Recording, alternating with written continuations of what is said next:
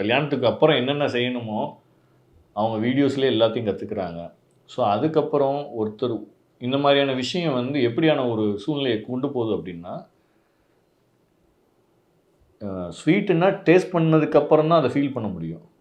ஆனால் இப்போ அப்படி இல்லை. ஸ்வீட்டுன்னு எழுதுனாலே டேஸ்ட் பண்ணுற மாதிரி ஃபீல் கொண்டு வந்துடுவான். ஸோ அந்த மாதிரியான காலகட்டத்தில் போயிட்டோம். ஆல்மோஸ்ட் இதெல்லாம் பிரேக் பண்ணுறதுக்கு தான் நம்ம என்னென்ன இதெல்லாமே வந்து எல்லாரோட தனிப்பட்ட விருப்பம். ஆனால் மேரேஜ்னு வந்தால் நம்ம அந்த வீட்டையோ அந்த க்ரூமையோ அண்ட் பிரைடையோ வெரிஃபை பண்ணுறது நீங்கள் ஃபஸ்ட்டு கேட்ட கொஸ்டினே தான்.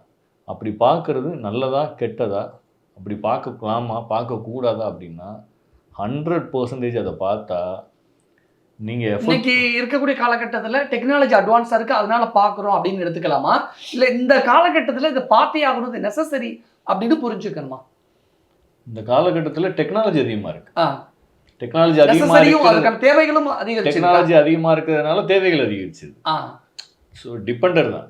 ஜென்ரேஷனும் கருத்தியல் ரீதியாக உளவியல் ரீதியாக மென்டலி ஃபிசிக்கலி எல்லா விதத்துலையும் மாறி போயிருக்கிறதுனால இந்த இன்வெஸ்டிகேஷன் மஸ்ட் அப்படிதான் புரிஞ்சுக்கணும். 100% இன்வெஸ்டிகேஷன் எடுக்கிற யாருமே இப்போ மோர் தென் நிறைய இப்போ